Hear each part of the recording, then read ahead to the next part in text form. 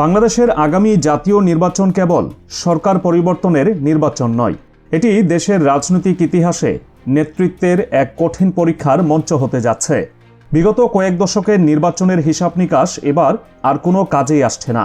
বিশেষ করে দেশের ভিআইপি বা হাই প্রোফাইল আসনগুলোতে যে উত্তাপ ছড়িয়ে পড়েছে তা এক কথায় নজিরবিহীন। এতদিন আমরা জানতাম দলের প্রতীক বা বড় নেতার নাম থাকলেই বিজয় সুনিশ্চিত, কিন্তু 2026 সালের নির্বাচনের প্রেক্ষাপট সম্পূর্ণ ভিন্ন বার্তা দিচ্ছে। মাঠ পর্যায়ে জরিপ এবং জনমতের হাওয়া বলছে এবার হেভিওয়েট প্রার্থীদেরও জয়ের জন্য ঘাম ছড়াতে হবে। দেশের অন্তত 6টি আসনে এমন পরিস্থিতি তৈরি হয়েছে যেখানে লড়াই হবে সমানে সমানে, যাকে বলে বাঘে বাঘে লড়াই। এক বিন্দু ছাড় দিতে নারাজ কোনো পক্ষই। রাজধানী ঢাকা থেকে উত্তরের জনপদ ঠাকুরগাঁও কিংবা দক্ষিণের পটুয়াখালী থেকে কুমিল্লার দেবিদ্বার সবখানেই বেজে উঠেছে নির্বাচনী যুদ্ধের দামামা। শুরুতেই দৃষ্টি দেওয়া যাক দেশের রাজনীতির স্নায়ুকেন্দ্র রাজধানী ঢাকার দিকে। ঢাকা 8 আসনটি সবসময়ই ভিআইপি এলাকা হিসেবে পরিচিত। এই আসনে বিএনপির হয়ে লড়েছেন দলের স্থায়ী কমিটির সদস্য এবং ঢাকার রাজনীতির অন্যতম প্রভাবশালী ব্যক্তিত্ব মির্জা আব্বাস। সাধারণ দৃষ্টিতে মনে হতে পারে মির্জা আব্বাসের মতো একজন বর্ষিয়ান এবং শক্তিশালী নেতার বিপরীতে দাঁড়িয়ে টিকে থাকা প্রায় অসম্ভব। তার রয়েছে বিশাল কর্মী বাহিনী, দীর্ঘদিনের রাজনৈতিক অভিজ্ঞতা এবং বিপুল অর্থবিত্ত। কিন্তু এই দৃশ্যপটে ঠিক উল্টো দিকে দাঁড়িয়ে আছেন স্বতন্ত্র প্রার্থী শরীফ ওসমান হাদী। শরীফ ওসমান হাদী কোনো গতানুগতিক রাজনীতিক নন। তিনি নিজেকে উপস্থাপন করেছেন একজন আধুনিক, স্মার্ট এবং যুক্তিবাদী মানুষ হিসেবে। সোশ্যাল মিডিয়া এবং রাজপথে তার পরিচ্ছন্ন ইমেজ থেকে তরুণ প্রজন্মের কাছে ব্যাপক গ্রহণযোগ্য করে তুলেছে। তিনি যখন কথা বলেন তখন সেখানে থাকে লজিক এবং নতুন দিনের স্বপ্ন, যা প্রচলিত রাজনীতির সহিংস রূপের সম্পূর্ণ বিপরীত। ঢাকার সচেতন ভোটাররা এবং বিশেষ করে তরুণ সমাজ যারা পুরনো ধারার রাজনীতির উপর আস্থা হারিয়েছেন, তারা ওসমান হাদীকে একটি শক্তিশালী বিকল্প হিসেবে বিবেচনা করছেন। মির্জা আব্বাসের দীর্ঘদিনের সাম্রাজ্যের ভিতে ফাটল ধরনের মতো সাহস এবং যোগ্যতা ওসমান হাদী প্রদর্শন করেছেন। তার উপস্থাপনা এবং ব্যক্তিত্ব এতটাই শক্তিশালী যে মির্জা আব্বাসের মতো হেভিওয়েট নেতার জন্য এই আসনটি এবার আর সেফ জোন বা নিরাপদ থাকছে না। ভোটাররা কি অভিজ্ঞতার উপর ভরসা করবেন নাকি স্মার্ট পরিবর্তনের পক্ষে রায় দেবেন, সেটা এখন ঢাকা 8 আসনের প্রধান আলোচনার বিষয়। রাজধানীর উত্তাপ থেকে বের হয়ে এবার নজর দেওয়া যাক উত্তরের শেষ প্রান্তের জেলা ঠাকুরগাঁও 1 আসনের দিকে। এই আসনটি জাতীয় রাজনীতিতে অত্যন্ত গুরুত্বপূর্ণ, কারণ এটি বিএনপির মহাসচিব মির্জা ফখরুল ইসলাম আলমগীরের নিজস্ব দুর্গ। মির্জা ফখরুল জাতীয় রাজনীতির এক বিশাল নক্ষত্র। তাকে রাজনীতির রয়্যাল বেঙ্গল টাইগার বলা হয়। স্বাভাবিকভাবেই মনে হতে পারে নিজ এলাকায় তার বিজয় কেবল সময়ের ব্যাপার, কিন্তু মাঠের বাস্তবতা এবার সম্পূর্ণ ভিন্ন এক চিত্রনাট্য লিখছে। মির্জা ফখরুলের এই দুর্গে হানা দিয়েছেন জামায়াতে ইসলামীর হেভিওয়েট নেতা অ্যাডভোকেট দেলোয়ার হোসেন। দেলোয়ার হোসেন কেবল একজন প্রার্থী নন, তিনি একসময় ইসলামী ছাত্র শিবিরের কেন্দ্রীয় সভাপতির দায়িত্ব পালন করেছেন। তার রাজনৈতিক জীবনের একটি বড় অংশ কেটেছে জেল, জুলুম এবং নির্যাতনের মধ্য দিয়ে। টানা 57 দিন রিমান্ডে থাকার রেকর্ড রয়েছে এই নেতার, যা তার কঠিন মানসিকতার পরিচয় দেয়। সম্প্রতি ঠাকুরগাঁওয়ে দেলোয়ার হোসেনের শোডাউনে মানুষের যে জনস্রোত দেখা গেছে তা স্থানীয় রাজনীতিতে তোলপাড় সৃষ্টি করেছে। প্রায় 4.5 কিলোমিটার দীর্ঘ সেই মিছিল প্রমাণ করে দিয়েছে জামায়াতের এই নেতা সাংগঠনিকভাবে কতটা শক্তিশালী এবং জনপ্রিয়। মির্জা ফখরুল ইসলাম আলমগীর জাতীয় রাজনীতি নিয়ে ব্যস্ত থাকলেও দেলোয়ার হোসেন তৃণমূলের মানুষের সাথে নিবিড় যোগাযোগ গড়ে তুলেছেন। তার এই সাংগঠনিক শক্তি এবং লড়াকু মনোভাব মির্জা ফখরুলের সামনে এক বিশাল প্রাচীর হয়ে দাঁড়িয়েছে। ঠাকুরগাঁওয়ে এখন আর একপেশে নির্বাচনের কোনো সুযোগ নেই, এখানে লড়াই হবে সমানে সমান। এবার চলুন দেশের আরেক প্রান্ত কুমিল্লার দিকে। কুমিল্লা 4 আসনটি এবার জাতীয় নির্বাচনের অন্যতম বড় আকর্ষণে পরিণত হয়েছে। এই আসনে নির্বাচনের মাঠে নেমেছেন জুলাই বিপ্লবের অন্যতম প্রধান নায়ক এবং তরুণ প্রজন্মের আইকন হাসনাত আবদুল্লাহ। হাসনাত আবদুল্লাহর নাম শুনলেই এখন দেশের তরুণ সমাজের রক্তে শিহরণ জাগে। বিপ্লবের সময় রাজপথে তার সাহসী ভূমিকা এবং গগনবিদারী হুঙ্কার তাকে রাতারাতি জাতীয় নেতায় পরিণত করেছে। এনসিপি বা নতুন ধারার রাজনীতির পতাকাবাহী হিসেবে তিনি এই আসনে লড়ছেন। তার লক্ষ্য পুরনো রাজনৈতিক কাঠামো ভেঙে নতুন নেতৃত্ব প্রতিষ্ঠা করা। কিন্তু তার পথটি মোটেও সহজ নয়, কারণ তার ঠিক বিপরীতে অবস্থান করছেন বিএনপির শক্তিশালী নেতা এবং সাবেক সংসদ সদস্য মঞ্জুরুল আহসান। মঞ্জুরুল আহসান কুমিল্লার মাটিতে দীর্ঘদিনের পরীক্ষিত নেতা। তার রয়েছে পারিবারিক রাজনৈতিক ঐতিহ্য এবং তৃণমূল পর্যায়ে শক্তিশালী নেটওয়ার্ক। হাসনাত আবদুল্লাহর আছে বিপ্লবে জোয়ার আর পরিবর্তনের আকাঙ্ক্ষা।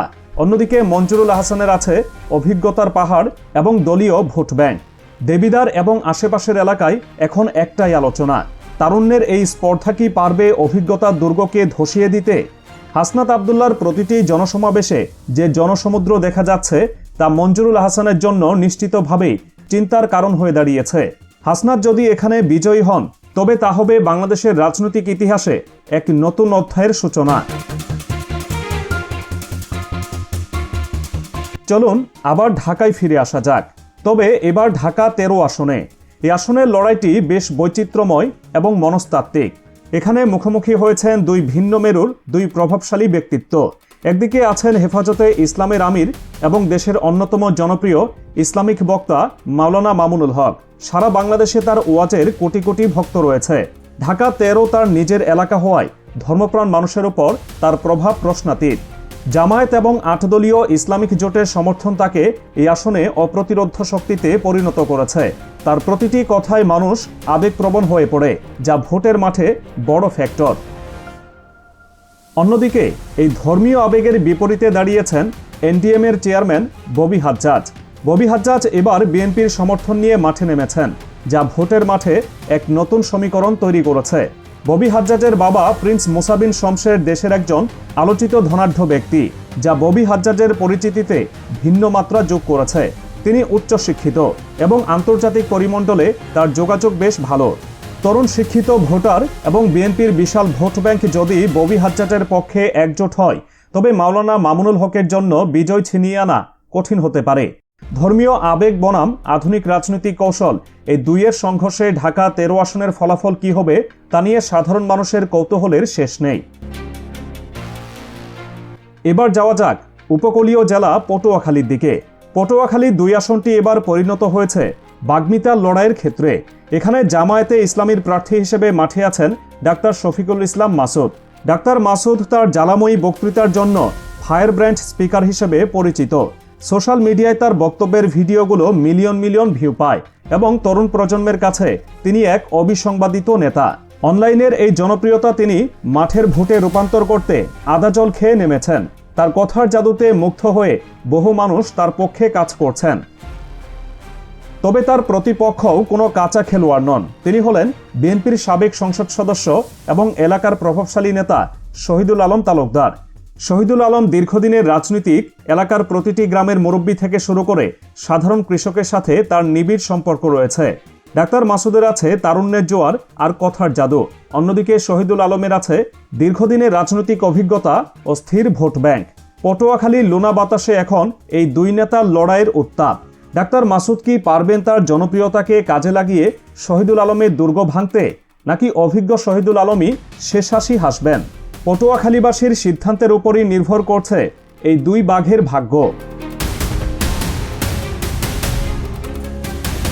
সবশেষে নজর দেওয়া যাক উত্তরের আরেক জনপদ পঞ্চগড় 1 আসনের দিকে। এখানে লড়াইটা হচ্ছে সম্পূর্ণ নতুন আঙ্গিকে। এই আসনে প্রথাগত রাজনীতির চেয়ে প্রজন্মের দ্বন্দ্বটা বেশি প্রকট। মুখোমুখি হয়েছেন দুই তরুণ তুর্কি, যাদের দুজনেরই এমপি নির্বাচনে এটি প্রথম লড়াই। বিএনপির হয়ে ধানের শীষ প্রতীকে লড়ছেন ব্যারিস্টার নওশাদ জমির।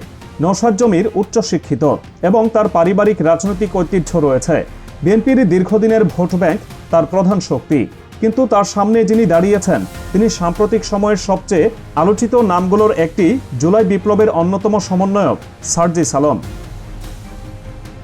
এনসিপি বা নতুন রাজনৈতিক শক্তির প্রতিনিধি হিসেবে সার্জিস আলম পঞ্চগড়ের মাটিতে এক নতুন ঢেউ তুলেছেন। তার জনসভাগুলোতে তরুণদের উপস্থিতি এবং তাদের উচ্ছ্বাস প্রমাণ করে যে গতানুগতিক রাজনীতির বাইরে মানুষ নতুন কিছু খুঁজছে।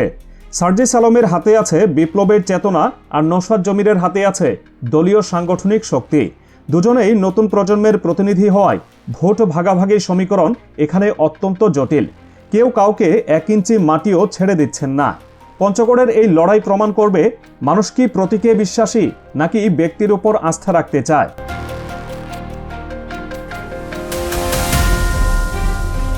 আলোচিত এই ৬টি আসনের চিত্র পর্যালোচনা করলে একটি বিষয় পরিষ্কার হয়ে ওঠে।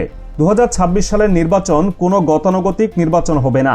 ঠাকুরগাঁও থেকে পটুয়াখালী, ঢাকা থেকে কুমিল্লা, প্রতিটি আসনে প্রার্থীরা তাদের সর্বস্ব দিয়ে লড়াই করবেন। তবে ভোটাররাও এবার অনেক বেশি সচেতন। তারা কেবল মার্কা দেখে নয়, প্রার্থীর যোগ্যতা, অতীত কর্মকাণ্ড এবং ভবিষ্যৎ পরিকল্পনা বিচার করেই রায় দেবেন। এই বাঘে বাঘে লড়াইয়ের চূড়ান্ত ফলাফল যাই হোক না কেন, বাংলাদেশের রাজনীতির ইতিহাসে এই নির্বাচনটি একটি মাইল ফলক হয়ে থাকবে।